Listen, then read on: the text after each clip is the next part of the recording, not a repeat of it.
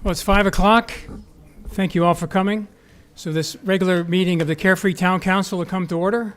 So it feels like Monday, but it's Tuesday, and it's the first Tuesday of the month. So please take a silent roll call. We're all here today. And Les Hardy, please lead us in the Pledge of Allegiance. Please repeat after me. I pledge allegiance to the flag of the United States of America and to the republic for which it stands, one nation, under God, indivisible, with liberty and justice for all. All right, well, thank you. So the first item on the agenda is the consent agenda.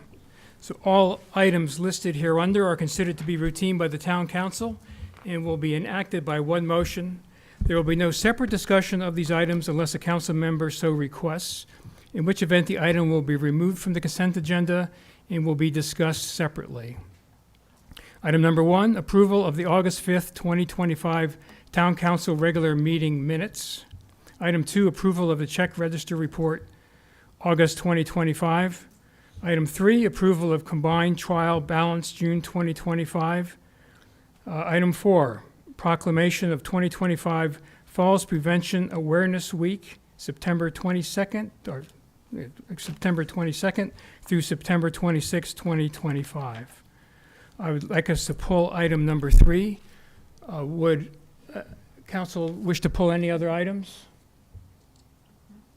So hearing none, I would entertain a motion to approve items 1, 2, and 4. Motion to approve consent agenda items 1, 2, and 4. Second. Okay, all in favor? Aye. Aye. Okay, very good, thank you. So item number 3, there's a correction for item number 3, and I'll share this with you. If you could just pass these out. Well, I'll save one for myself. And the correction is on the advances to the water company. The correct value should be $1,674,701. The incorrect number was about $24,000 more. So there was a error in the entry of that, of the sheet that's in your packet. So this is the correct value, $1,674,701. So there was, on the original packet, it was about $24,000 more. It was an error. So are there any questions about that? So hearing none, I would entertain a motion to approve agenda item number 3. Motion to approve agenda item number 3. Second. All in favor? Aye. Opposed? Okay, passes unanimously, thank you. Okay, item number 5, current events. So first up, we have Carefree Conversations, Friday, September 12th, from 9 to 11 the Pavilion, and council members Lon Johnson and Diane Roth will join me out there from 9 to 11 that day. So we'll be in the Pavilion, so come on out and talk to us. I'd like to hear from you. Current events, we had an open house last month to talk about the possibility to just to entertain the idea of the concept of moving the town hall to another location, freeing up that space maybe for commercial development. We'll have another open house in October, date to be determined. So more people are back. We want to hear from the public of what's going on. So the idea is it's an interactive conversation. It's a vision. We want to hear what your ideas are for that, right? What you're thinking. And that'll help us to guide our way forward. So just pay attention, listen, and we'll announce another open house come October. Were there any conclusions or any new things that came up in the first open house? So there were ideas presented by people who were there. They filled out forms that could go online, and we haven't compiled all those yet. So Okay. Madison will pull it all together, and I'll share that with everybody. Also, for current events, just to announce, we have a new online permit license portal, which goes into effect September 4th. That's Thursday. So what that means, starting on September 4th, all applications need to be submitted electronically. It speeds up the process. It relieves some workload in town hall. It's easier for contractors. So that means business licenses, short-term rentals, business permits, other applications that come through town hall must be done through the electronic portal. But as a resident, what that means is you can check on the status of your building permits without having to come in and talk to people. And your contractor can do the same. They can schedule inspections without having to come here. It's a great tool. So that starts on Thursday.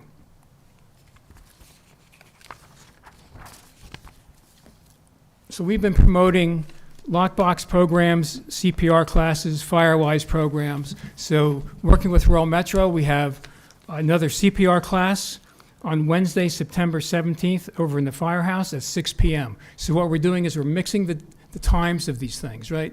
Days of the week, evenings, daytimes, weekends, non-weekends, trying to give everyone an opportunity to come in there and do that. And along the same line, on September 23rd, at 10 a.m. here in the Town Council chambers, working with Rural Metro and the Foothills Caring Corps and Carefree Physical Therapy, we have a program to talk about fall awareness. So nearly 25% of our emergency medical calls that our Rural Metro responds to are falling incidents. So if we live long enough, we're all going to have this problem. And you want to know how to manage it, right? How to prevent it. So this is what this program will help you with. So September 23rd at 10 o'clock here in the Carefree Town Council chambers. I'll be here. It's well worth your time. And then we have Carefree Under the Stars coming up, and Diane, maybe you could share some information about that. Yes, this is the event we unfortunately had to cancel due to bad weather, which turned out to be good weather, but who knows? So anyway, it's on October 4th from 7 to 9 at Our Lady of Joy parking lot. Focus Astronomy Outreach is going to run it. They've got a great reputation. The mayor has been at their events. And it should be fun. They're going to set up different telescopes, so it's more interactive than the last one, which was more of a lecture. So we wanted to change it up a bit. So you'll be able to go up and look through the telescopes and see, and they'll point out different things in the sky, and they're going to point them at different things and planets. So bring your own chairs, and Desert Foothills Land Trust is going to have a little pre-event activity. It should be fun, very family-friendly, very adult-friendly, and look forward to seeing everyone there. Yeah, it'll be a good program. So it should be October 4th, a little bit cooler. It'll be very nice. All right, any other current events from anyone? So hearing none, we'll close current events. Item number 6, Town Council appointment of one Planning and Zoning Commissioner to fill a vacancy. So one of our commissioners, Karen Dahlman, resigned. She resigned because her professional life was taking up too much of her time. She could no longer effectively serve. She has 17 months left on her term, and so our mission tonight is to appoint someone to replace her. We have 3 good, strong candidates, so that's always encouraging. And so this candidate who's appointed will serve the remainder of her term, of Karen's term, 17 months. And then because of our town code, that person can apply to serve again for another 4-year term. But for this appointment, the term is for 17 months. And so where we're going to do this tonight is we'll invite each of the candidates, we have 3 candidates, to come up and speak. They can speak for 2 minutes, kind of introduce themselves to, you're going to speak to us, but it's really for the public, as all of us, I think, have had an opportunity to speak with the candidates. And we'll pick from amongst those applicants a Planning and Zoning Commissioner. The way, just so everyone understands, to be selected, you need a majority of council, which is 4 votes. So however many times it takes to go through this process, we will arrive at 4 votes, and whoever has 4 votes will be appointed for 17 months. So any questions from the council? So hearing none, I'll invite the candidates up for 2 minutes to speak, and I have their names in a cup, and I'll call you up, and you come on up and speak. Ms. Jan Neal.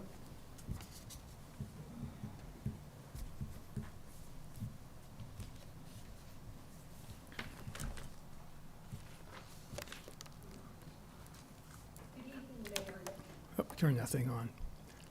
Hey, Gary, can you help her out? Oh, yeah, we'll get that calibrated.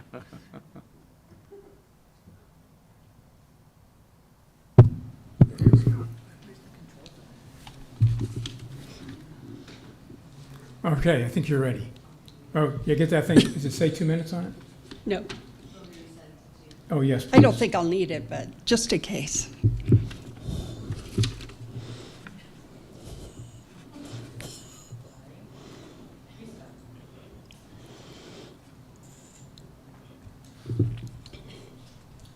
New equipment. Sorry, your time's up. Reset, there we go, okay. All right, okay, Jan, go ahead. Okay, Thanks.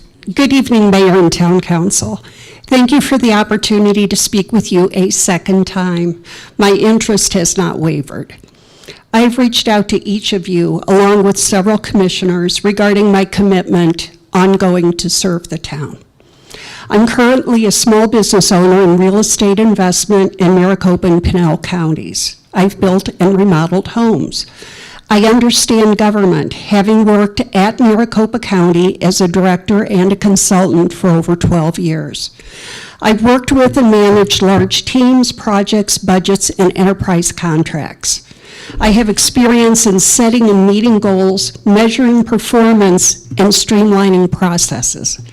If chosen, I give you my commitment to be part of the team, jump in and do my research, and consider all points of view. This is a critical time with the town, and there's much work to be done to increase our revenue stream to support town services.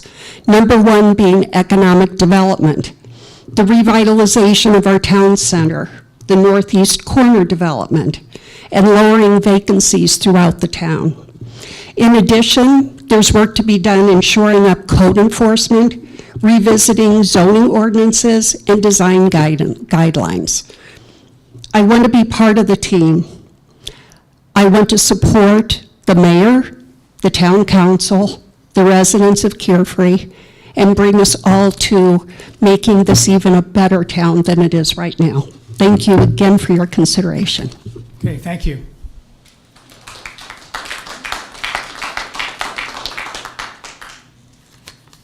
Okay, Elvira Ensenko. I do not see her here, so we'll set her aside. Next up, Mr. Mike Braun.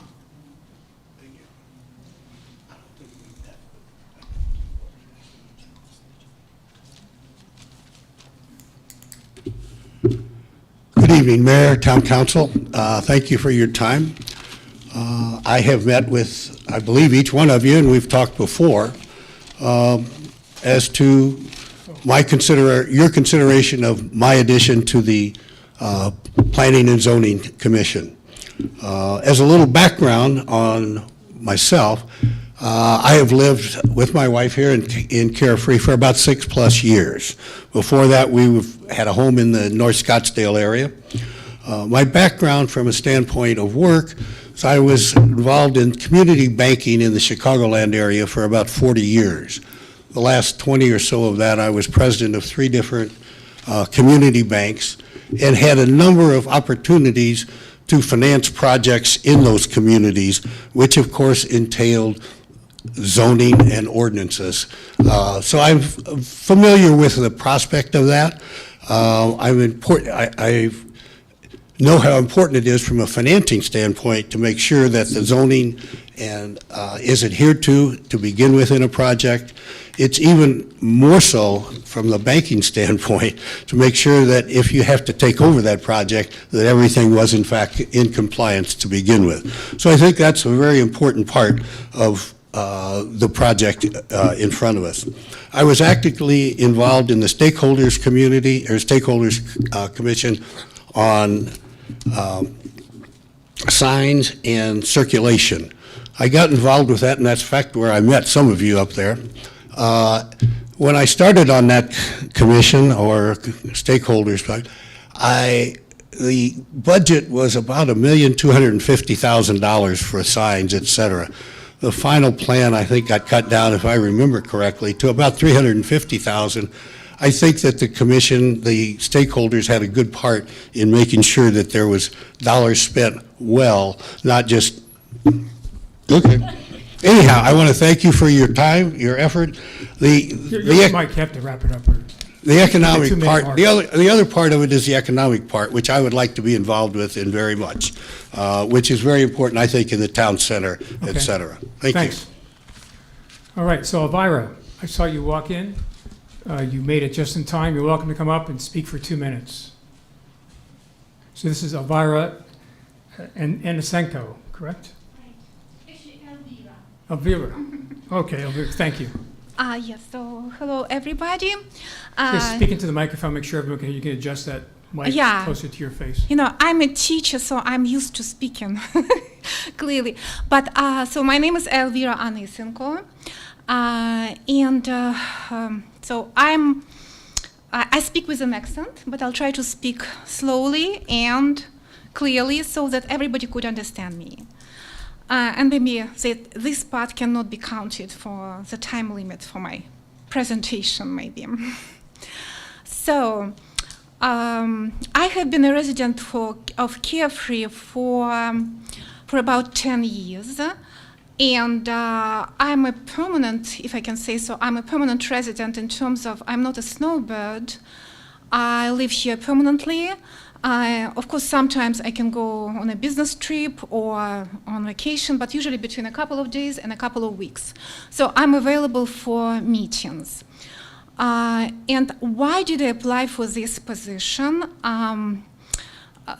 You know, first of all, I think because I want to get more involved in the work and life of our community of Carefree, to give back for this wonderful opportunity of living in our beautiful town among remarkable people. I have a flexible schedule. I'm an educator. I teach mathematics at Arizona State University. I can do research. As you can guess, I have done some during my career. And also, if I don't know something, if I can do something, I can learn. I would say I'm a lifetime learner. I'm not only a professional educator, but I'm also a professional learner. And I know how to find sources of the information, and where I can find, if I don't know the answer to the question, where I can find. Okay, so please wrap it up. Okay, yeah, I'm sorry, yeah. Also, I'm a law-abiding person. I follow the laws, dura lex sed lex, as the Roman saying goes. And I hold a license in please. real estate. I want to think you've shared with us the key reason why you want to do it, and that's the most important part. So thank you for coming Okay, up. so thank you for your attention, and thank you for giving me this opportunity to introduce myself. Okay, thank you. Okay. All right, so that concludes the introductions of the three candidates. So before we vote, I'd like to open it up to, if there's any comments or questions from the council, you're welcome to speak up. So hearing none, do we have any comments from the public? So that closes public comment. Okay, you're Mayor, welcome to speak. I just wanted to say that I think all three candidates are very qualified and very good, and I think we all appreciate your willingness to be a part of our town. And so if you don't get chosen, please don't go away, stay involved, and we can certainly use you all. And I'll just say one thing. I was standing in your shoes a couple of years ago, and I didn't get selected first time, second time, but the third was a charm for me. But it takes a lot of courage to go up there and do it again, so I appreciate hearing that, and thank you all for your applications. And I would also say, Jan mentioned the word be part of a team. Well, the fact is you can be part of the team whether you're appointed to the commission or not. So for those who are not selected, there's plenty of opportunities to have your voice be heard. So having said that, we're ready to vote. So this is how we will vote. Because we have 3 candidates for 1 position, we will just vote verbally. So I think it's important that the residents of our town know how each council person votes. Town clerk will tally the votes, and if we have, or when we get to the point where a candidate has 4 votes, after we've gone through this process, we will have appointed a commissioner for the next 17 months. Okay, so we will commence with the vote. So Councilman Miller, how do you vote? Well, this was it's a very tough decision because I think all 3 candidates are very qualified to do the work, and I'm making my choice based on doing the job, and so my vote is for Michael. Okay, Councilman Sheila Amorosa. Thank you. I would like to thank all 3 candidates as well for applying. I also am voting for Mike Braun, and the reason is that he has been involved in a positive action-oriented way in the stakeholder committee, as well as attending town council and planning and zoning meetings. But I think that his experience in banking and lending is vitally important and proves that he knows how to do research. If you're lending money, you need to how to dig into documents and use facts to make decisions. I think that's important for all of our town residents to have council members as well as planning and zoning members using facts to make decisions. Okay, thank you. Councilwoman Colleen Rose-Scurdy. Again, I just want to thank the candidates for coming forward, and we do appreciate all volunteers, as none of us get paid. So again, I would encourage you, if you're not selected and you want to volunteer and be involved in town, please do so. We have definitely a lot of opportunity. I'm also voting for Mike Braun, and the reason I am is I actually worked with him on the stakeholders group, and it was an evolution, and we didn't always have the same opinion. I saw him ask questions, do research, learn, change from one side to the other. I've talked to him about his visions for the town, and I've seen him interact with council members and town staff. So I just think he would be a good addition to the current planning and zoning. Thank you. Okay, thank you. Councilwoman Diane Roth. I'm voting for Jan Neal. Jan and I worked together on the HOA board for the boulders. We dealt with a number of difficult issues, and we also dealt with security. She was very good about researching everything. She's come to every town meeting and, is very involved and has good depth of knowledge that I think we need in terms of the town and going forward. And again, I'd like to thank everyone that came forward to run for the position. I too did it 3 times, and on the 4th time got elected. So first you don't succeed, try again. Okay. Lon Johnson. Yeah, thank you. I heard, I think it was Sheila said, being present is a big part of this, and I think Jan and Mike are present. They're here all the time. I think they're both phenomenal candidates. I like them both, and I only have 1 vote, and I'm going to vote for Jan Neal. Okay, Vice Mayor. So just to reiterate, great candidates, really happy that you're willing to do the time and be a part of our community. And please, whether you're chosen or not, find ways to stay involved with us. I'm going to cast my vote for Mike Braun. Okay, thank you. And I guess my comments are very similar to Councilman Johnson's comments. So we have 2 candidates who are very engaged for a long time. They come to the table with a wide breadth of knowledge about the town, about how things work, what's going on. The difference is, it's a tough decision, but my vote goes with Mike Braun. So having said that, what's the tally? 5 for Mike Braun, 2 for Jen. Okay, so Mike Braun, you're a new commissioner. Thank you, Jan Neal, and thank you, I'm going to speak your name here, Elvira. Thank you for coming and speaking. And for both of you, don't be shy about attending our meetings, whether it's a council meeting, commissioner meetings. I've been around long enough, and I've heard you speak, and I know you have a lot of value to add, so thank you. So that closes this part of, yes? We may want to ask for a motion and to make the vote official. Okay, so can I have a motion to officially make this vote acceptable? Okay, I can have a motion to appoint Mr. Braun to serve as Planning and Zoning Commissioner. Motion to appoint Mike Braun to Planning and Zoning Commission. Second. All in favor? Aye. Opposed? Okay, passed unanimously. Thank you. Yeah, there you go. And that's for, applause is for all 3 candidates. Item number 7.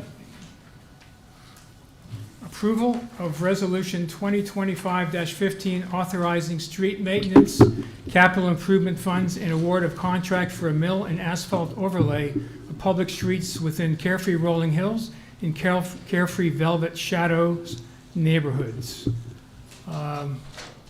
CJ. Good evening, Mayor and members of council. I'm delighted to present to you a staff recommendation for the award of contract for this, what would be this year's paving project. The town is on a has been for several years on a cadence whereby in the fall, early fall, we award a contract for a fairly significant amount of capital investment in our streets. And so, you know, we've chatted a bit about over the course of this calendar year about how this cadence is structured. I think you have heard in the budget presentations as well as in the March CIP deliberations that the CIP schedules out, at least anticipates a scheduling of these projects on the basis of a pavement preservation program. The pavement preservation program is an AI-driven, impartial is the goal, AI-driven inventory of our street conditions that staff can utilize and electeds can reflect on to prioritize our street needs for capital investments and improvement and rehabilitation. So that's what we're looking at here this evening. Through this AI-driven program that's powered by the Michelin Better Roads system, we have perceived that Carefree Rolling Hills and Carefree Shadows are the most deserving and needful of this kind of rehabilitation at this time, following last year's, 2024's work on our main arterials, Tom Darlington and Cave Creek Road. You see here on this first slide just a characterization of the fragments of those 2 neighborhoods. So those 2 neighborhoods were separately developed, not just from each other, but separately developed in phases. And the streets within those segments within those phases were developed at different times. So the westernmost part of Carefree Shadows, what was formerly called Velvet Shadows, was in 1963. Those streets were laid out and the lots were laid out, and that reach was developed. Now, of course, we're all familiar with economic cycles and real estate development cycles. They come and go. There's impetus to develop at certain times, and other times are more quiescent. The Rolling Hills developed almost a decade later. So the time frame among these neighborhoods is 1963 to 1975. The bottom line here is that those are all very old streets. Asphalt streets don't typically live more than 40 years at the longest before they need some major work for rehabilitation to keep them in service for all the uses we depend on for them, for accessing our residences, for providing emergency service. So 1975, that's now exactly 50 years old. Fortunately, those streets were well built for their time, and they've held up fairly well, and now is when they need some help. We know they need some help through that inventory that I spoke of a moment ago, but you can also go out and see it for yourselves, preferably on a rainy day. When you go out on a rainy day, the cracks really jump out, and you can see what's called the block cracking that shows the subsurface distress. That is the distress of the asphalt matrix that is suggestive of impending failure. So we did that. The only rain we really had within the past calendar year was March 7th. That was about an inch of rain. And staff went out and photographed some of these streets in these neighborhoods to illustrate some of these, detect and illustrate some of these issues. Here's Romping Road. So this is on the far east end of Rolling Hills. You see this kind of block cracking and raveling going on together, or alligatoring as it's sometimes referred to. This is triggered by just age. I mean, it's like our skin wrinkles as we age. This is what happens in the powerful sun. Also, one thing that I don't have photographed here that is worth mentioning, this is not, these subdivisions are, like most of Carefree, developed as custom homes, one by one. These are not tract homes. And so consequently, the utilities layouts were done one by one. There is, in other words, a lot of utility trenching that happens throughout town, and especially in these neighborhoods. It goes on to this day. I've approved right-of-way permits for the addition of, for instance, a gas line or a new water line to an addition or to a new single-family home. Those trench repairs tend to be sites of failure because they're a new crack. They open up new cracks. They allow water and foreign matter to enter into the asphalt matrix and to degrade it. So that's another reason why there's a lot of instances within these neighborhoods of damage that need to be remediated at this time. Now this, I know it's hard to see, but this is also on Romping Road. This is to me a very disturbing picture. And what you see in the little two red circles, again on that storm event, that's asphalt blocks popping out.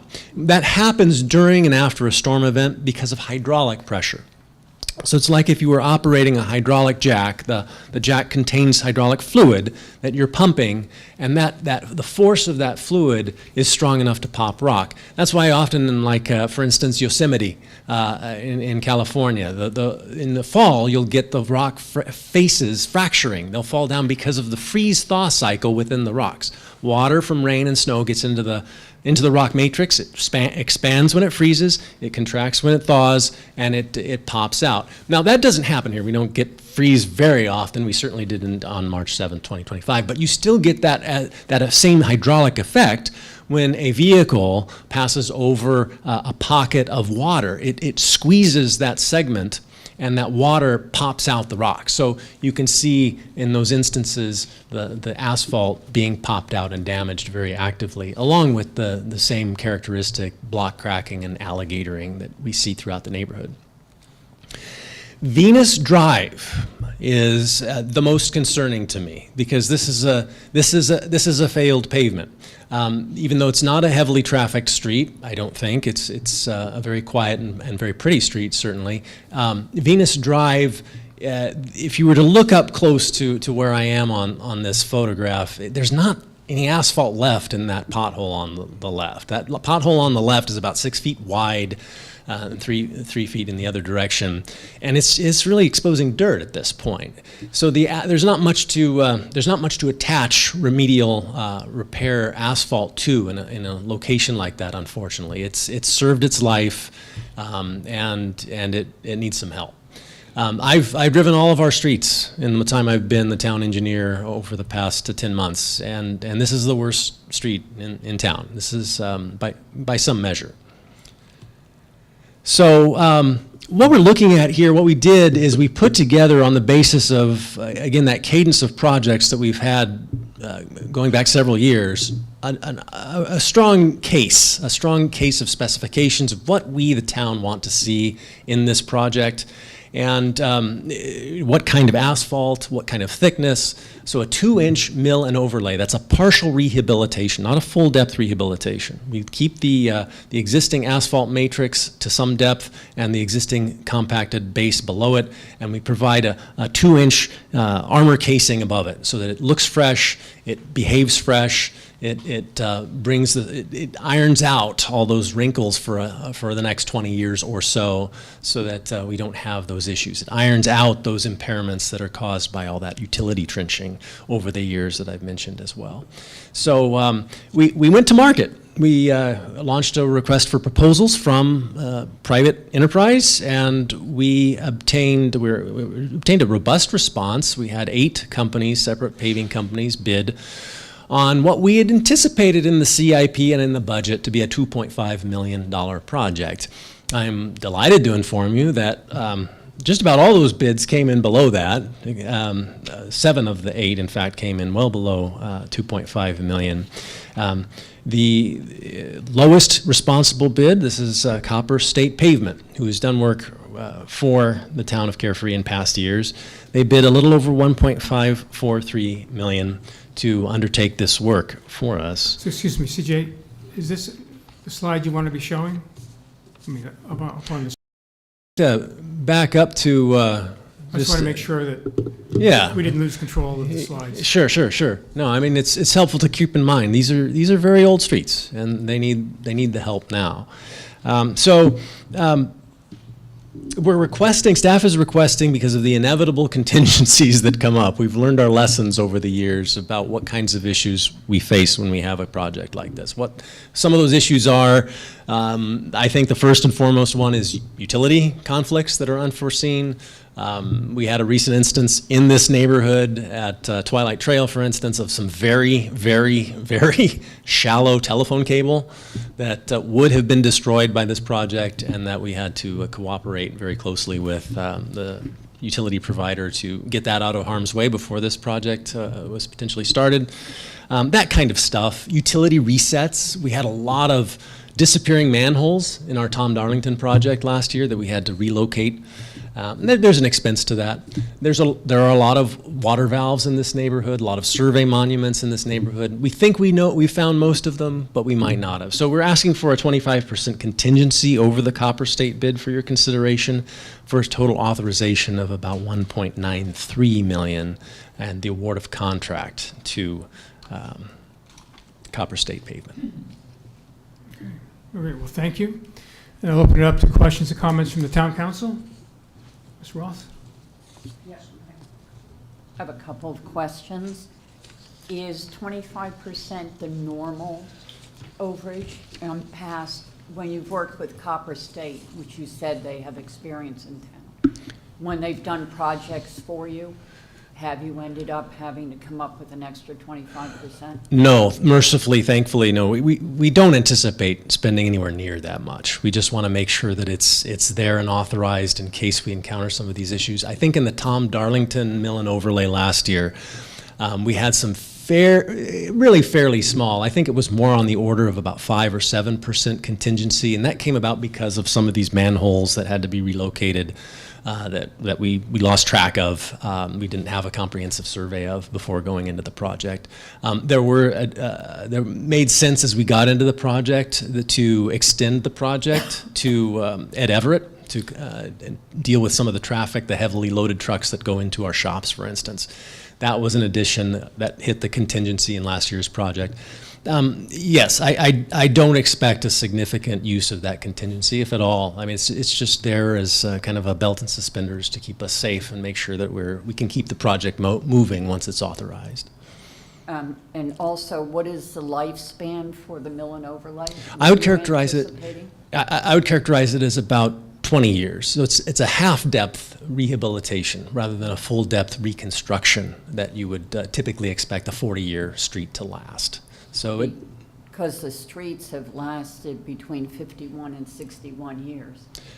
So for this, it was the company that bid $1 million more.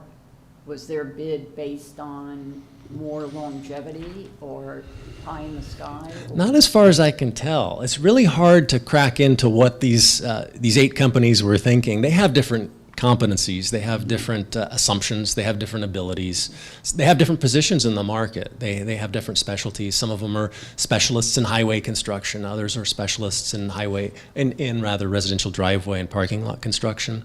So their wheelhouses are a little different, but the specification was the same. They were all instructed per the RFP to bid on the same specification, which was the milling of the top 2 inches of the existing and its replacement.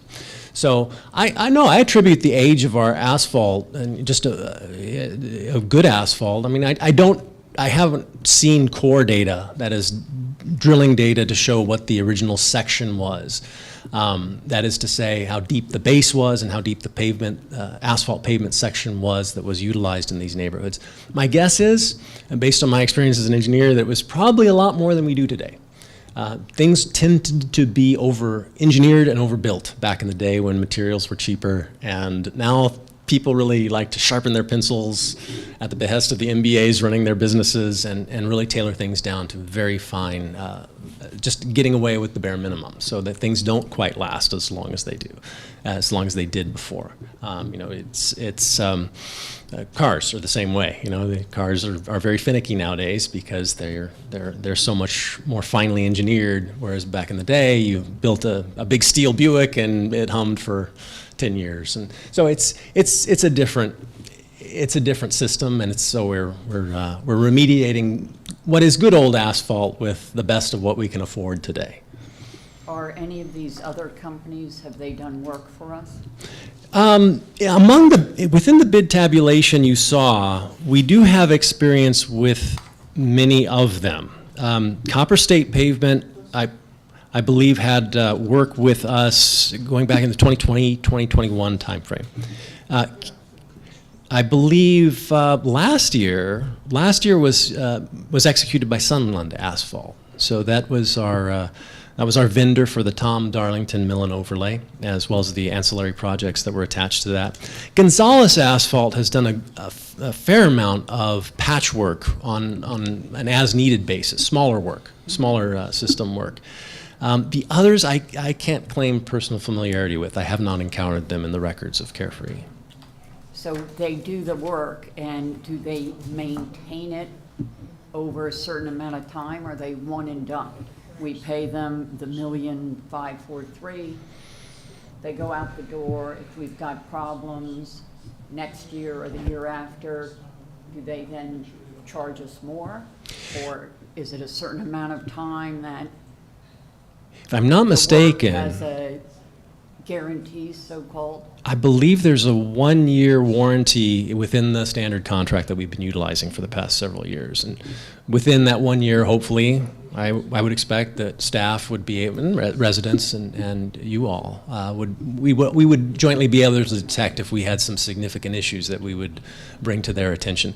We had some quality control issues that in the past year that we had to work closely with the vendor about. Things like striping not appearing on the schedule that we expected, or some of the early manholes that didn't get reset.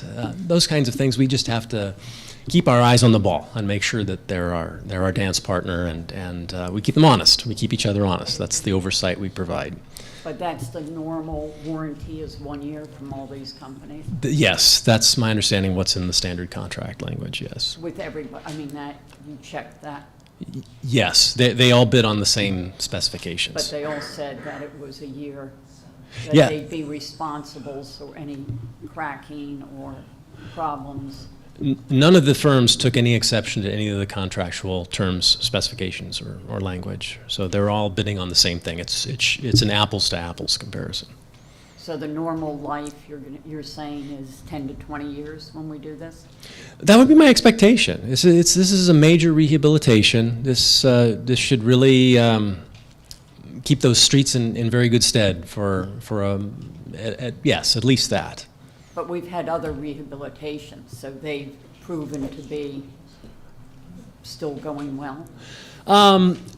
Mill and overlay, I can't say I'm familiar with older mill and overlay projects. That would predate my time here. I'm familiar with last year's project on Tom Darlington and Cave Creek Road. We haven't used mill and overlay much is my understanding of the records prior to that. I think we did more short-term treatments, seal coats, fog seals, chip seals, things like that were more like Band-Aid approaches, short-term life extensions that are more like a 3 to 5 year, if you're lucky, kind of extension of the road life. I mean, they look great when they go down, but they have certain deficiencies. For instance, we applied some seal coat to some of the streets in the Highlands a few years ago, before my time here, 3 or 4 years ago. That's one of those Band-Aid approaches. What we observed a couple times, unfortunately, this summer with the great heat we've had, especially in August, is some heavily loaded vehicles, moving vans, delivery vans, and whatnot. They will squish on that. That material just kind of liquefies when it comes to 140, 150 degrees in the hot sun, and heavily loaded vehicles can deform it. And that's just kind of part of the territory. We don't get that with mill and overlay. Mill and overlay is the reintroduction of a solid, comprehensive, continuous matrix, so you don't get that kind of superficial damage nearly as frequently. Mayor, members of the council, if I could provide some additional thoughts there, Councilmember Roth. So there's different menu options when you deal with street maintenance. And when we're looking at the rehabilitation of the asphalt today, we're digging into the surface of that street and repairing some of that structural damage that has happened over time. What we've done in the past is essentially topical treatments, so surface treatments. So we're adding a thin film over top of it. We're sealing the cracks, we're putting a slurry down, we're putting a microsurface down. This is actually drilling into the top layers and rehabilitating the top 2 inches of that. That gives you another up to 20 years of life. So this is how you maintain asphalt. This is what many other communities have done around us and are what they're doing today. So our streets are at the age and are experiencing the distress that you typically see from 40 to 50-year-old streets. So what you typically do at this point in time is that 2-inch mill and overlay. And so we're there at the period in our history of starting this program where we're doing that 2-inch mill and overlay to all of our streets. So incrementally, we're going to be doing these smaller projects. A little bit more expensive, but will give us additional longevity to that street. But that will not stop us from doing the crack seal again and doing the fog seal in the future. You always have to do that. Anybody who had an asphalt driveway understands that, is that there's continuous maintenance with that. And eventually you have to repave it, and that's what we're doing today. So this is just a cyclical treatment, and we're now at the point where we're incrementally doing the mill and overlay to our residential streets. I have a question. So where the exposed dirt is on, that was Venus? Venus Drive, right. So do you need to put a base coat where that dirt is, dig down and put crushed rock down so that we have a uniform base that your new 2 inches is going to be laminated to? Otherwise, I think you'd have settlement problems. Mayor, Councilmember Miller, that's an excellent question. And that speaks to why we have a 25% contingency, is because when you do these projects, CJ described that we have trenches. We don't know if this was a trench that predates the town that was done back then and they did not do a good repair. Yeah, but when you start doing the mill, you see that there's variation in the depth of the asphalt. It will disclose whether there's a faulty trench there. And that's where we run into some of the additional costs is dealing with the rehab of that and doing it right. So you're exactly correct. When we do that 2-inch mill, if we need to create a base there, we'll bring in some ABC, recompact that to 95%, and then put the asphalt over top. And that asphalt could be a little bit thicker than that 2 inches that we originally prescribed. And that's why you have that 25% contingency. Is there's just unknown circumstances with the age of these streets that predate the town that we have no record of that we run into with these street projects, and we'll address that when we come to it and we do that asphalt milling. Yeah, very good. So should we expect that every 20 years or so, this is going to be the method that we're going to use on our streets? But I know we have maintenance, kind of like our houses, right? So we're going to have ongoing little maintenance here and there. But this method of repair is the best that we could do for the longevity, for our dollars, right? We're not going to rip the whole thing out and like start over. I don't know if there was anything in between this halfway and the full way, but is this like the next best thing? Yeah, this is the appropriate treatment for the distress that's being experienced within these local streets, yes. And is this the method, and this is what was used on Tom Darlington? Yes, Okay, yes. thank you. Mr. Mayor, can I just go back to the warranty question of Councilmember Roth? The contract actually references the Maricopa Association of Governments, Section 108.8, and that's where it specifically says the contractor shall guarantee the work against defective workmanship or materials for a period of 1 year from the date of its final acceptance under the contract, ordinary wear and tear, unusual abuse, or neglect accepted. So the 1 year warranty is kind of standard, and all of them would be based on that contractual provision. And that's typical throughout Maricopa County. Okay, oh, thank you. So I have a couple of comments and questions. So it's reasonable to expect after this work is done, has a life, say, of 20 years. In the interim, we'll need to do a fog seal or other things to maintain the road, to extend the life to at least a 20-year mark. Is that a fair thing to say? I think that's a fair characterization, Mayor. For instance, if you buy a new condenser, AC condenser for your home, you expect that thing to work for the next 7 or 10 years as an investment, a several $1,000s investment. But in the meantime, it's going to need belts and hoses and Freon and things like that to keep it going. Similarly, I think you would expect your big investment, to protect your big investment, your AC condenser in this road, with those kinds of interim Band-Aid treatments on an as-needed basis as those issues come to light with normal wear and tear. I think it's important to say because we want to set expectations. So this isn't like one and done for 20 years. It needs little TLC in the interim. That's correct. So we can get our money's worth out of it. And the other thing I would say, I know the contract speaks to notifying homeowners, and where you have lots of houses there, you just look at this map, right? Every one of these little rectangles is a house.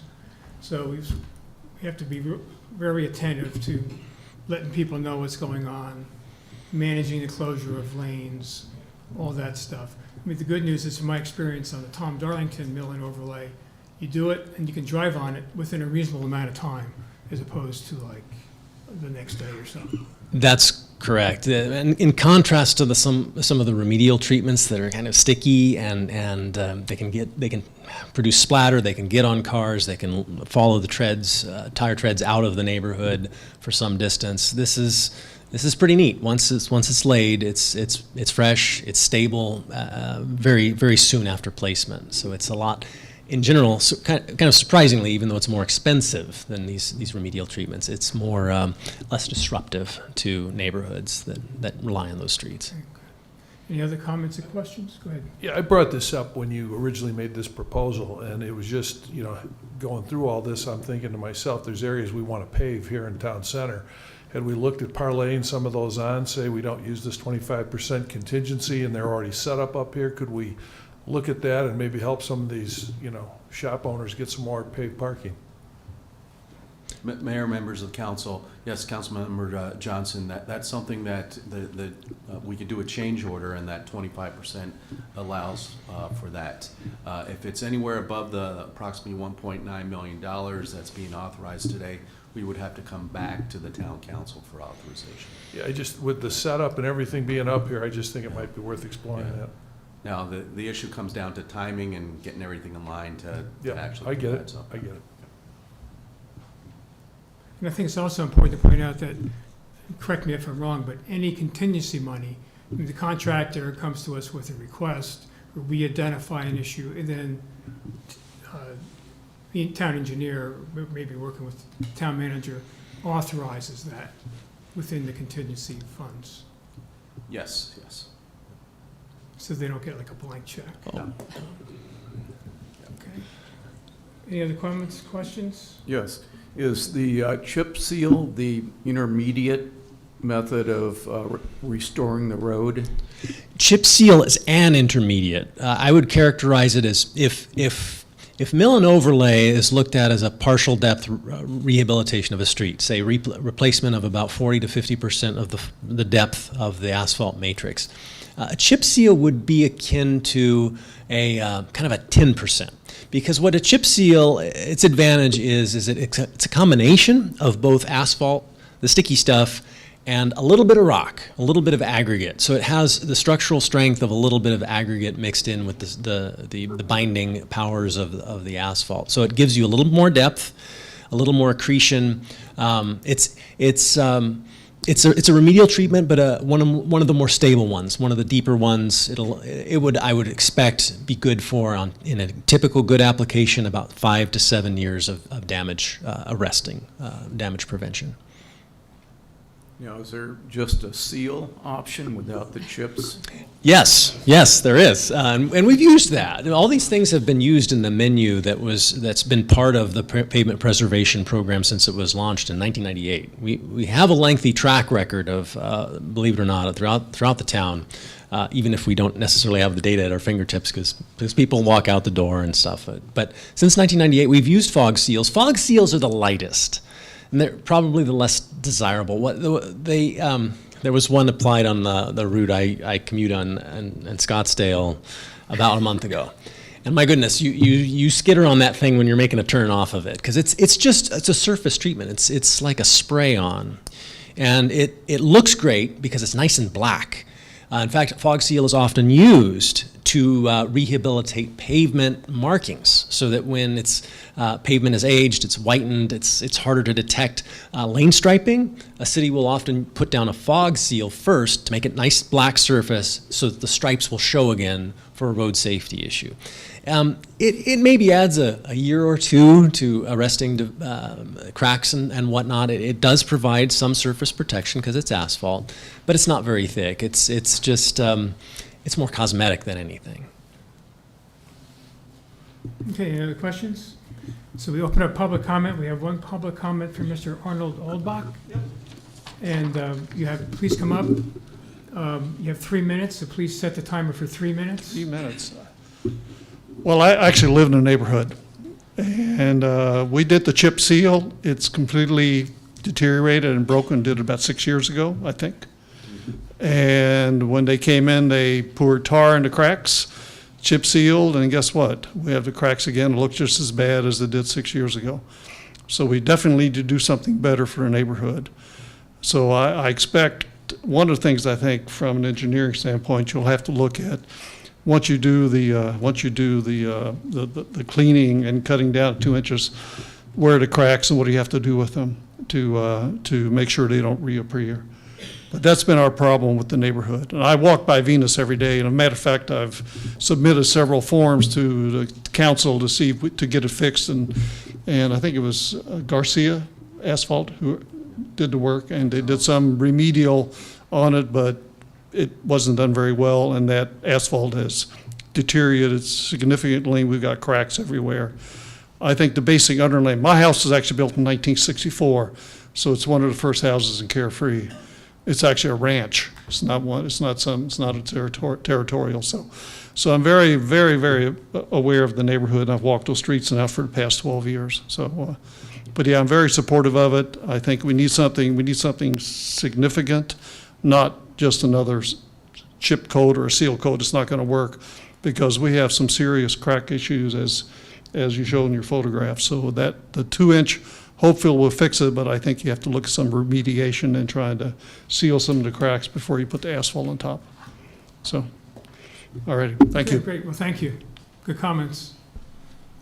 That closes public comments. We have no other slips. Any other questions or comments from council before we vote?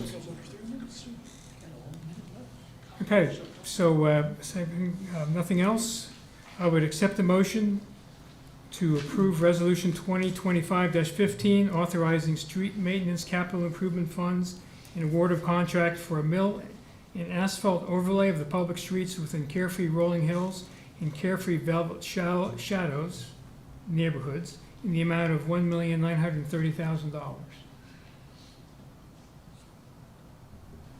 Motion to approve Resolution 2025-15, authorizing the expenditure of $1,930,000 of street maintenance capital improvement funds for the streets within the Carefree Rolling Hills and Carefree Velvet Shadows neighborhoods, and award of contract 2025-002 to the lowest responsible bidder.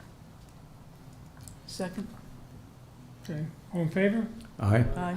Opposed? Hearing none, passed unanimously. Thank you. Good discussion. All right. Item number 8, approval of Resolution 2025-16, authorizing Public Works equipment purchases of a dump truck and water truck. Mr. DiMaggio, you're up again. You would have been in your rights, Mayor, members of council, to have had a little resolution at the beginning proclaiming this Infrastructure Week, because yes, this is another instance of investment, much needed investment, worthwhile investment in our infrastructure here in Carefree. Yes, so our dedicated public works staff, you see them out and about in their beautiful blue shirts, keeping our streets clean and safe on a daily basis. In the town center, out and about, especially early in summer, clearing the roadsides along our big arterials, and up and beyond, just keeping things neat and tidy and safe, trimming trees, trimming shrubbery that obscures visibility and whatnot. They need good equipment to do that. And we have, much like our asphalt, we have an aging fleet. We have a fleet that is not entirely up to snuff when we need it to be. And I think you saw some of that personally in your deliberations in the budget in April. You came to the Ed Everett shops. You saw that we have a 1997 Peterbilt haul truck that is inoperative. It hasn't moved an inch since you saw it parked there 5 months ago. And the reason for that is that we can't move it. It doesn't have, the parts for it cannot be located. But that was, and it's today, a workhorse. That's a vital piece of equipment. Saves our staff a lot of time and gives them a lot of efficiency when they undertake large projects that are required when we have significant storm events, road repairs, things that require their attention. So they identified the need for that in the budget process, the Public Works staff. They brought that forward, and we had within the budget allocated $250,000 for an investment in our aging fleet. And so they went out shopping to see, well, what could we replace the Peterbilt 1997 truck with? And they located some candidates. And that the opportunity kind of came about because we piggyback strategically as a town out of necessity on the state co-op contracts. Larger municipalities, larger agencies within the state co-op system will often negotiate terms for volume purchases for some of these kinds of equipment. And rather than reinvent the wheel, we will, when we can, try to take advantage of the pricing structures and advantages and commitments that these contracts afford. And so that's what we did. We had access to, through the state co-op contract that was put together, I believe, between ADOT and Sanderson Ford. Have a long-standing relationship with Sanderson Ford, and we found a new 2026 Ford F650 dump truck for a price that was rather considerably less than we expected to spend. When we were thinking to replace like for like the Peterbilt, we had in mind that $250,000 figure. We were pleasantly surprised that's not necessary. We got substantially the same piece of equipment, actually in some ways even more desirable because it's a little more versatile, it's a little more nimble, more usable, and more up to date certainly.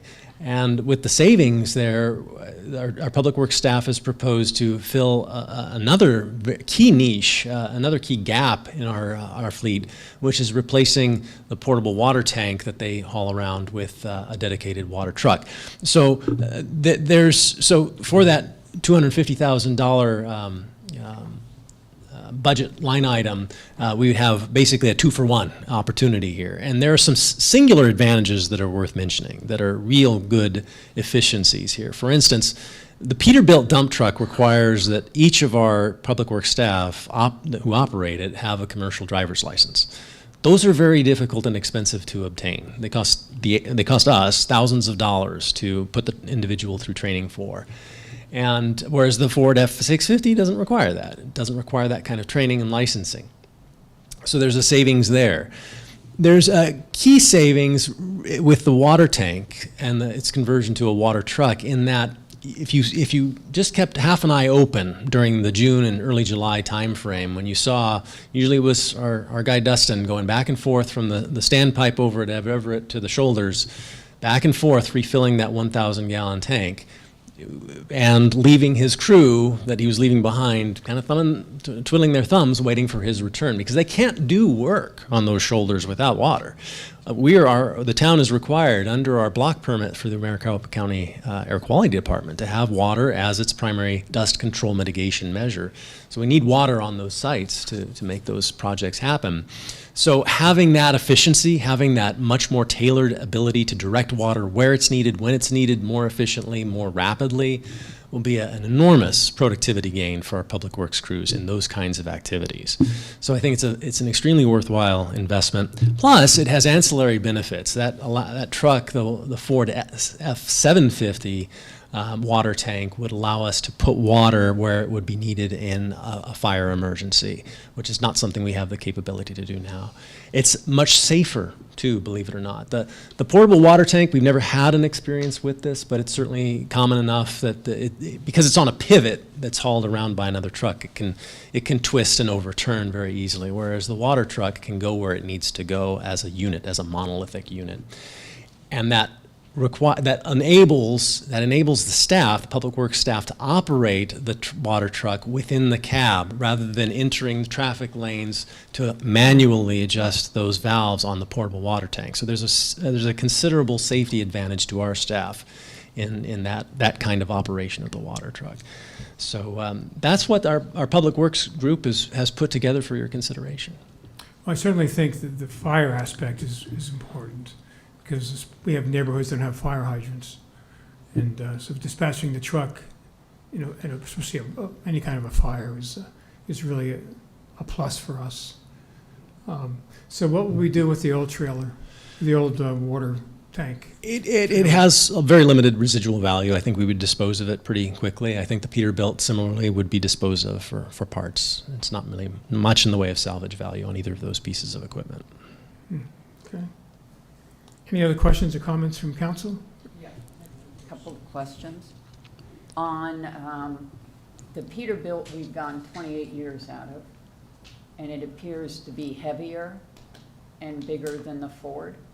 Or is it just looking skinnier in the picture, or is it truly smaller than the Peterbilt?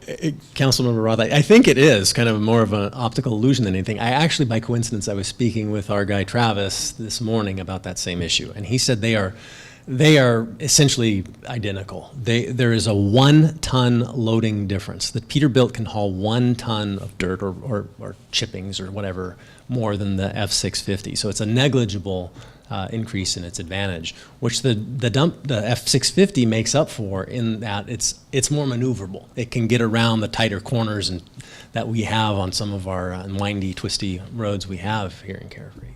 And is it a diesel? The new one? I don't know that offhand. That's a good question. I'm not sure about that. It's a diesel. I don't think, is it? I'm looking at your quote, it says diesel. Okay. And it's new, correct? It's new. It's a new vehicle. So what is the warranty on it? That might be in the quote. I have not seen that.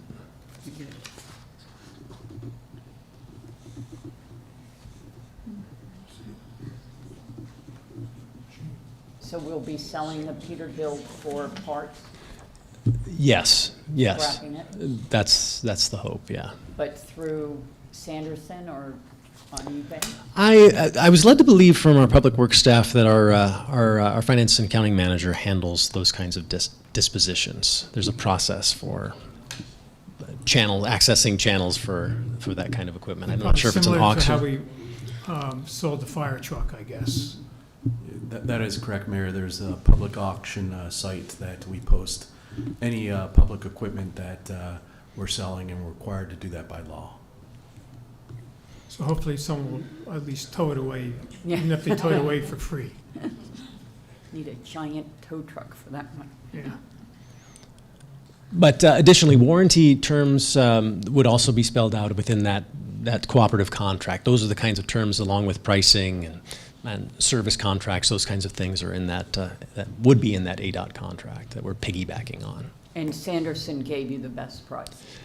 Sanderson was the only Ford dealership, as I recall, that had in place a state co-op contract.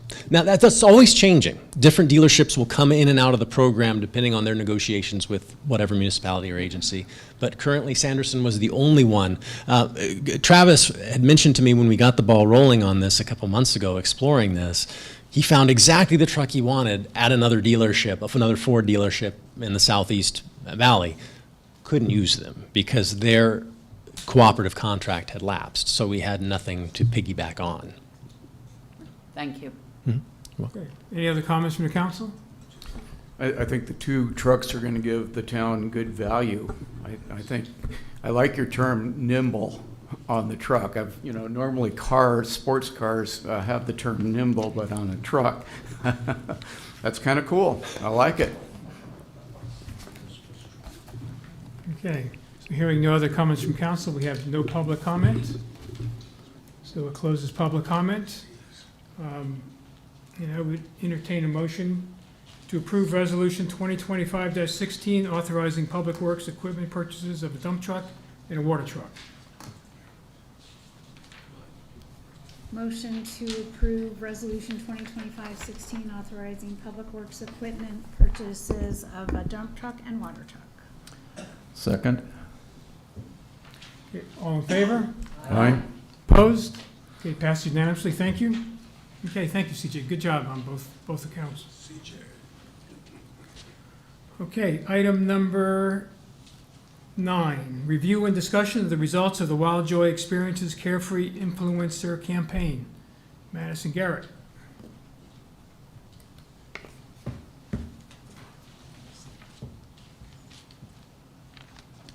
Hello, good evening, Mayor and Council. Can I still click here?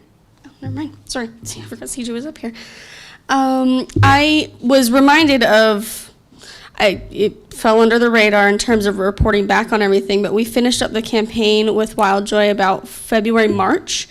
It's still been growing. It's still, social media and Instagram and internet is forever, so it's still been growing. So some of these are little, actually show some of that growth that we saw since the campaign ended. But I'm here to just provide the results that campaign gave us that we spent $10,000 for last fiscal year. So I'm going to go over kind of the purpose, the execution, video results, and impact on our socials, visitor and physical impact and value, and then just an overall conclusion. So our purpose when I presented this last year was I wanted to not only, one, market Carefree, as that is part of my job, but I also wanted to target a new demographic. We are very successful with the demographic we have in the local community. I wanted to go beyond that and expand our reach to a larger audience, such as the millennial age range, because those are a lot of, it ranges from the 20, I have this down in my notes, I apologize, from the about 24 to 44 age range. So it's people with a lot of disposable income, people that go out, people that are becoming empty nesters as well, or looking to get away from kids. And so we really wanted to target on those people and expand our reach as well. We spent $10,000 for the monsoon package, which included 3 different videos that were posted on Instagram and TikTok platforms, which was equivalent to about $27 a day, which was comparable to the price that we spend on a monthly ad. So we posted 3 different videos, and I'll go over the first video. This one was focused on the movie nights that we did for our 40th anniversary. The video itself, combined on both platforms, reached over 150,000 people, garnered over 4,000 likes, 2,000 shares and saves. Views are when a video comes across somebody's page, it's right in front of them, they have seen it, they have viewed it. Likes are when somebody interacts, it's more of an engagement. And then shares and saves are more of a remind me of this later, or I'm going to send it to someone, I want them to know about this as well. This was posted on October 21st, and it promoted the next 2 movie nights. They came out, the first movie night recorded there. We actually focused on the Venues Cafe, so we throughout this campaign actually focused on marketing with different businesses and utilizing them to showcase Carefree. And we also, in the video, Black Mountain Cafe and Lounge was focused on as well in the Carefree Desert Gardens. A handful of reservations were made on the patio when I talked to the owner over at Venues, specifically for the movie nights. Some attendees, from my own personal observation, did appear to be from younger audiences or families.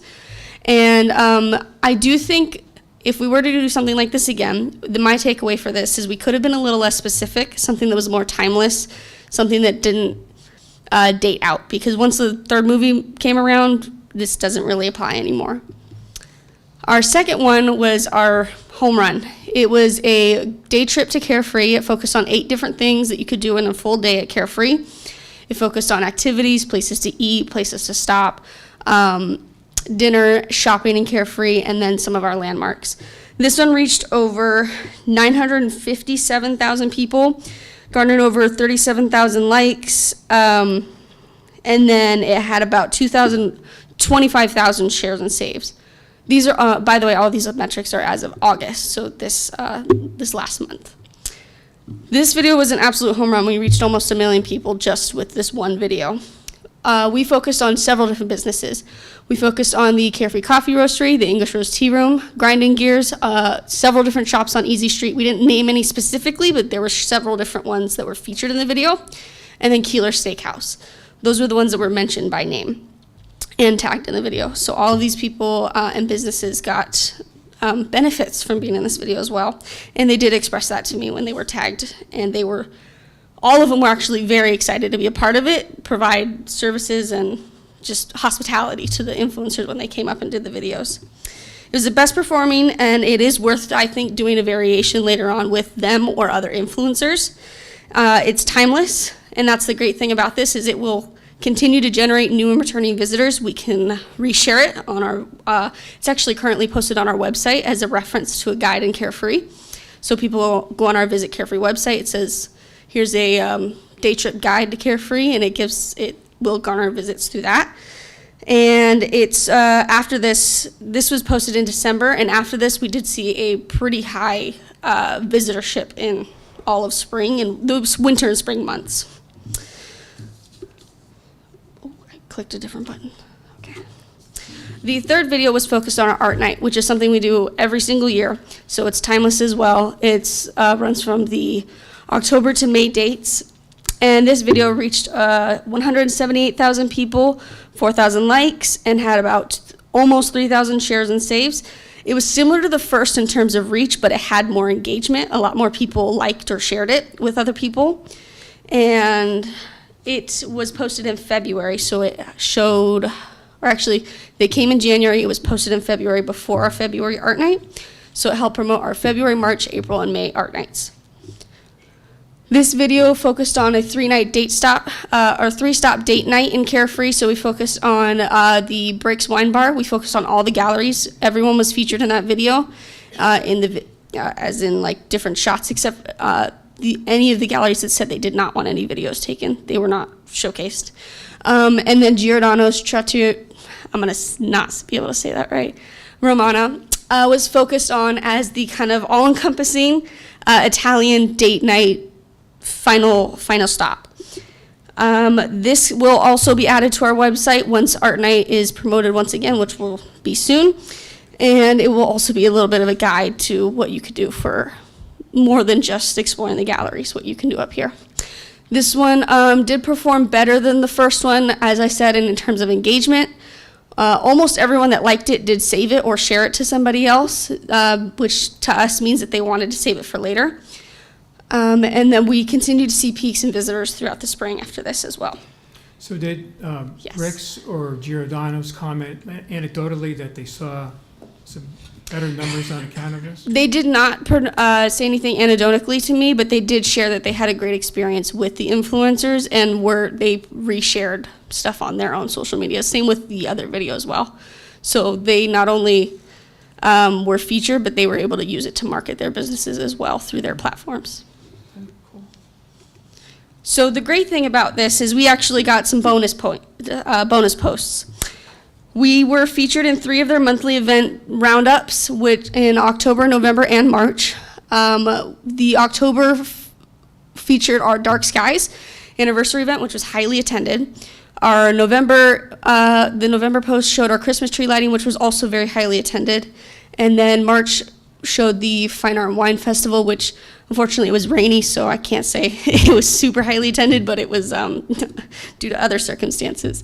They also did their own independent reel of English Rose Tea Room, which garnered over 700,000 views and then about 25,000 likes. We weren't necessarily mentioned or tagged in this, but it reminds people of Carefree. I mean, it brings them up here, it brings them to do business, it brings them to come explore our town. We did not pay for any of these promotions, and it's just a benefit that we just got from networking with them.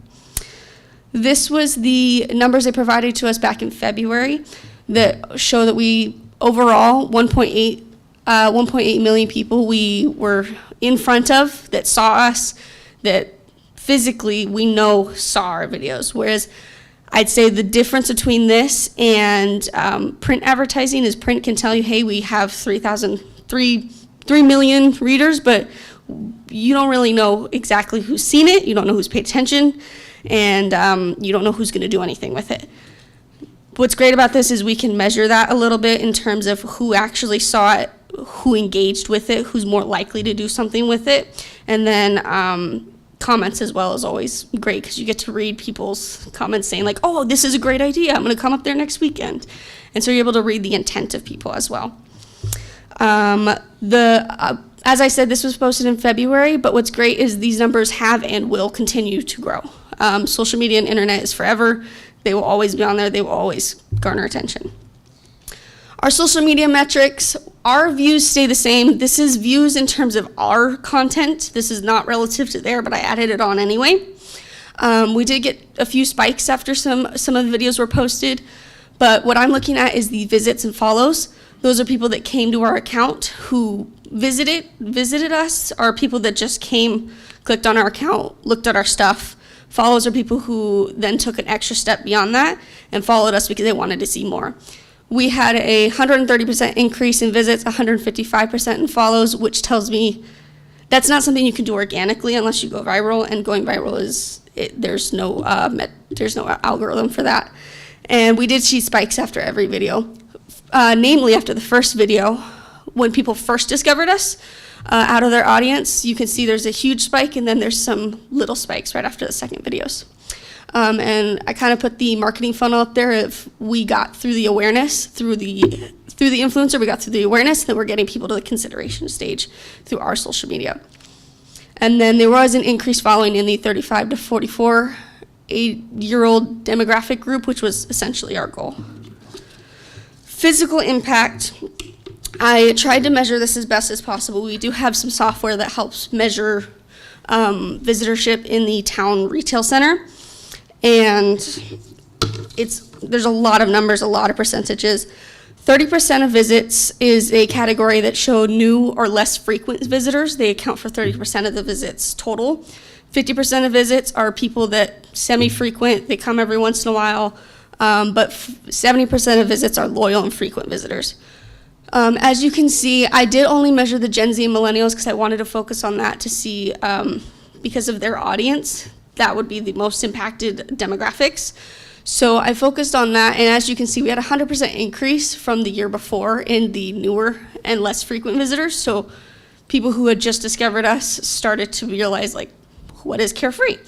And then same thing, we did see a 30% and a 20% increase in the other categories as well. This demonstrates that we got more visitors from the targeted demographic in my eyes. And then I also did just overall physical impact. You can see kind of the red dots are where videos were posted. The orange dots are actually the fine art and wine festivals. We had, throughout the spring, we had several weekends that almost matched those. So no events, there were no events happening on that same, those weekends, but people were coming up, just as many people were coming up on those weekends.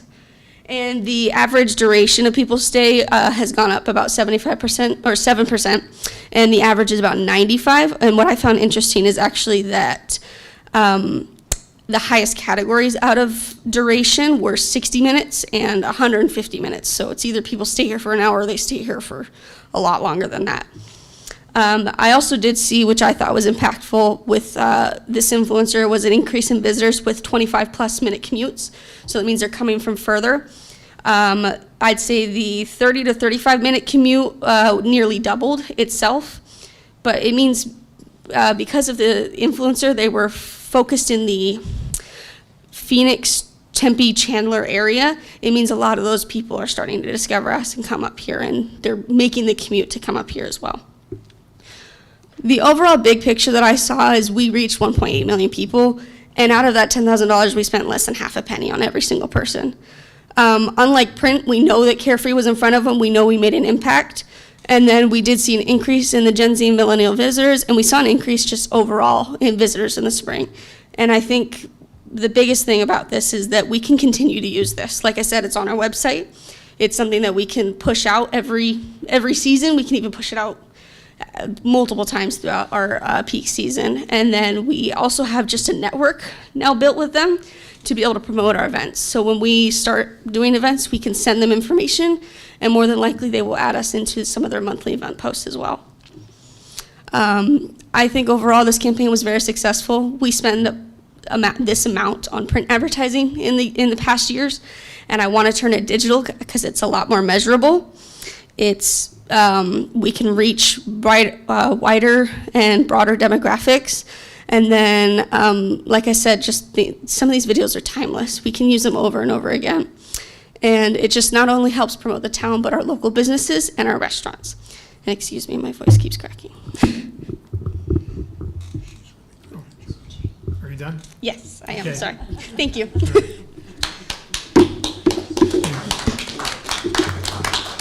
Okay, nicely done, thank you. Yeah, so to me, a big takeaway is folks who come up here and spend 90 minutes, that means they're probably having dinner or lunch or something. Mm-hmm. And they're new people. So as opposed to our print is the same old crowd, relatively local, whether it's Sonora News or they're new independent, it's very close.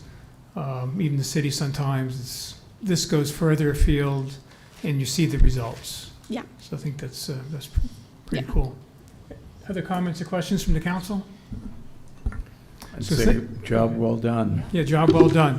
Thank you. I wasn't so sure when we approved this, I was a little skeptical, but I said, okay, let's see the results, and you showed us the results. Yep. So tonight, this is just for review and discussion. Mm-hmm. I'm certain in the next fiscal year, you come back up and maybe you'll Yeah. try this again. Yeah, this was generally to kind of test the waters with someone that I knew could make a good impact and could show results. And I would definitely love to explore doing variations of just one videos with them, not necessarily the big ticket items, but I really wanted to make a splash with this first attempt. Okay. Yeah, I would say the real key is, like you said, measurable. Mm-hmm. We can measure this. We see if it works, Yeah. how it works, and I think that's really key to the whole program. Definitely. Yeah, absolutely, as opposed to print where you don't have a clue. I mean, you have I'm like, zero clue. we still put our ads in the print. We're not putting them nearly as much as we did, but we put them for our events so our residents and our local community still know about them. But we do encourage them to follow us on social media because they'll definitely get more reminders on there. The only metric you have with print is you know how much you paid. Other than that, you know Yeah. nothing. Mm-hmm. So, okay, well, thank you. Yep. Okay, item number 10, call to the public. So those wishing to address the council need not request permission in advance. The public may address the council on matters not on the agenda.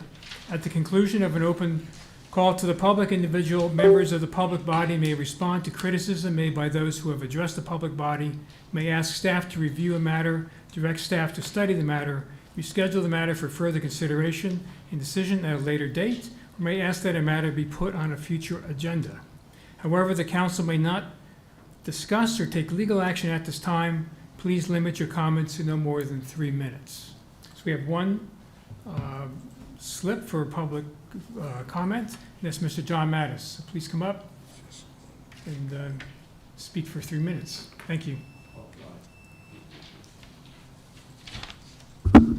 John Mass, Carefree resident, and I apologize for my speech. I had surgery, and if you can't understand what I'm saying, please let me know. You just speak close to the mic. That would help. That'll help. I went to the future town hall site open house, and this happens to be Station 3. And it had a revenue analysis, which is interesting, but what I did not see anywhere, nobody can tell me, what is the cost going to be for any of the possible, whether it be a purchase of a new building, whether it be lease space, whether it be construction. I didn't see anything anywhere. That's disappointing. It's sort of like going to buy a new house. You love the area, you love the demographics, it's close to town, and you're all hopped up, but you can't afford it. Price isn't there. It seems like we put the cart before the horse. I hope in October, whoever did this, I think it was possibly Steve, we go out and come up with some numbers on what's the cost going to be. What is this going to cost the town? 23 acres, Carefree and Cave Creek. That's going to give us revenue. It's not going to cost us anything, except given the percentage for the wash build-up or build-out. But this is going to cost us, no matter which way we go, unless we stay where we are and put up right upstairs. You could put 6 partitioned places if it's a space issue, and I've been told it's not a space issue. So I'm a little, I think if you're going to be doing something, you need to know what the costs are going to be. You can't just say, oh, we're going to get revenue for this, and this is just throwing numbers out. So, thank you very much. Okay, thank you, John. Good comments. So that concludes call to the public. And now we entertain a motion to adjourn the meeting. I move that we adjourn the meeting. Second. All in favor? Aye. Okay, opposed? Okay, we're adjourned. So thank you all for sticking around. Yeah, I know, I was wrong.